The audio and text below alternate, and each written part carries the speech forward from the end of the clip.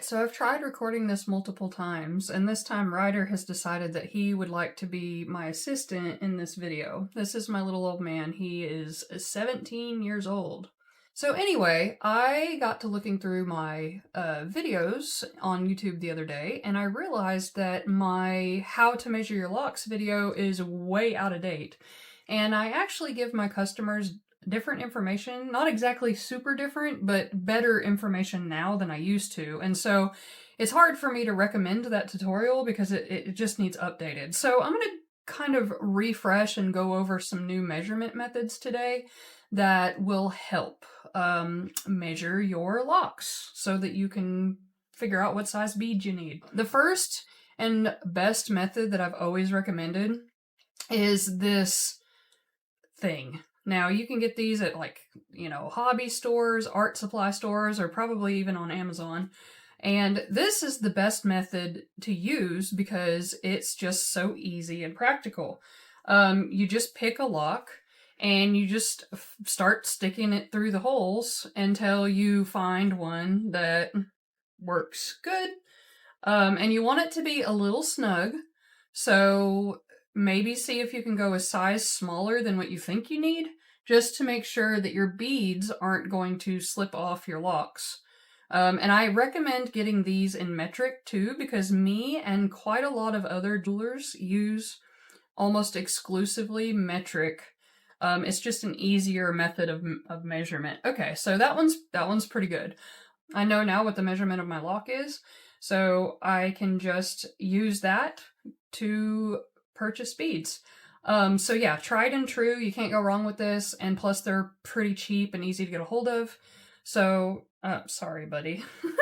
So another method that I use, but it's just kind of like a loose ballpark method, is like objects of comparison. So this is a number 2 pencil, which is about 7 millimeters, and this is a regular Sharpie marker, which is 11 millimeters. And this method is okay if you're not super worried about accuracy. If you're one of those folks that has like multiple size locks, this ballpark method really isn't too terrible, because even if you get a bead that's maybe a little bit too big for the one that you were measuring or comparing, you may have another one that'll fit, so it's not like the end of the world. But you can kind of pick whichever one you want to wear your bead on and just kind of feel around and see like how close it is to these objects. But like I said, it's not really like super accurate, so I only really recommend this in a pinch. There is something that I recommend now that I didn't recommend back in the day, and that is if you're not super worried about wearing your bead on one lock and you're not like, you don't want to take all the time to make sure that you've got exact accuracy, you can just order a bead that's like bigger than the size you think you need. And the reason I say that is because you can wear them on multiple locks and it works just as well. So this is a 7 millimeter bead. Let's see if I can get it to show. This is one of my weave designs, and it's 7 millimeters. And my locks are generally, Ryder, my locks are generally like 4 to 5 millimeters. And so this wouldn't fit on just one of my locks, but I don't have a hard time wearing it if I put it on multiple locks. So I just grab a couple locks and I just put them both through there and slide it up and see, there we go. Let me pull it around so you can see it. Easy as that. And that's not going anywhere. But the beauty of this method is just knowing that you don't have to be like 100% accurate. You can just order a couple sizes or a couple sizes bigger, and then just, put as many locks in there as it takes. I've got another one right here. Oh, I'm bad at this camera stuff. I've got another one right here that's probably, if I had to guess, I would say that this one is probably 11, 12 millimeters. It's been a while since I've made it, so I completely forgot, but just eyeballing it. And so I'm going to pick, let's see, let me grab a group. That's probably enough. So I've got 3 locks here. Ryder's like, why are you tickling me with your hair? Sorry, buddy. But I just slide all of these in here, and then I'll just pull in the ones that need, there we go. I probably wouldn't normally wear this bead like up here like this, but you get the point, you know? See, I'd rather wear it like down here somewhere. But yeah, that's not going anywhere. And then of course, if it's not tight enough, you could always add another lock in there. But it's just a great method if you don't want to worry about or hassle trying to figure out like the exact perfect size.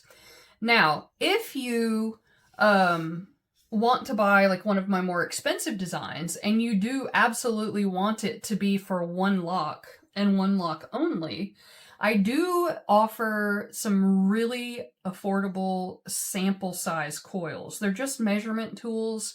If you think that your lock is a specific size, like I think this lock is probably 4 millimeters, but I'm not 100% sure. I give you the option on there to purchase 3 sizes at a time.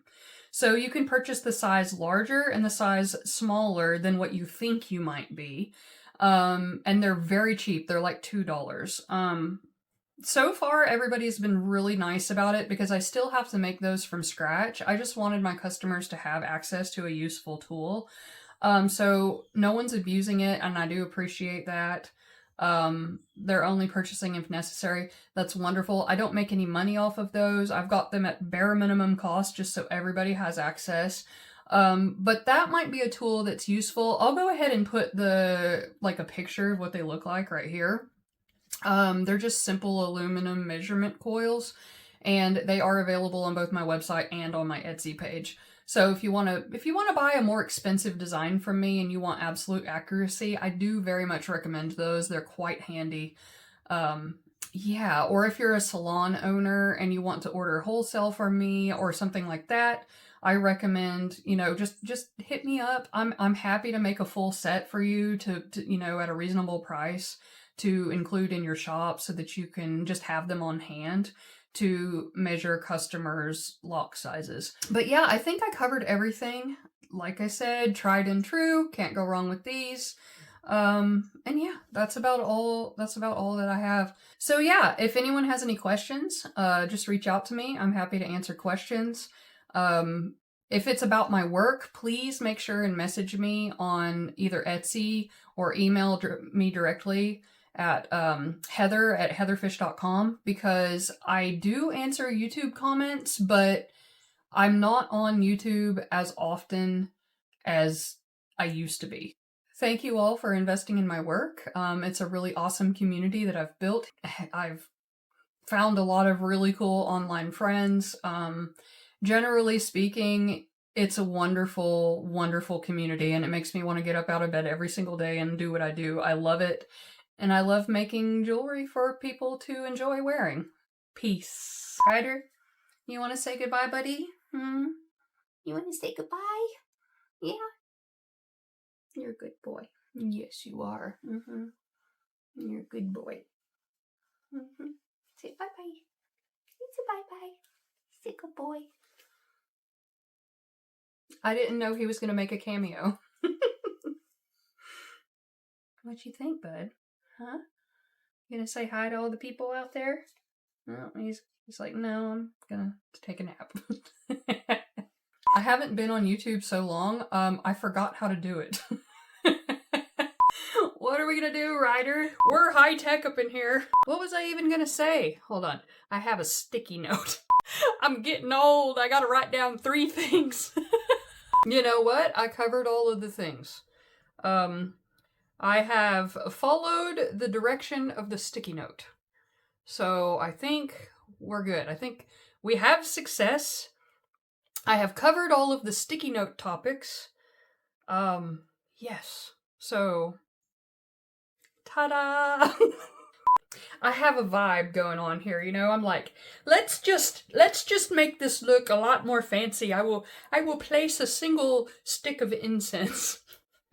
Set the vibes. Let's go.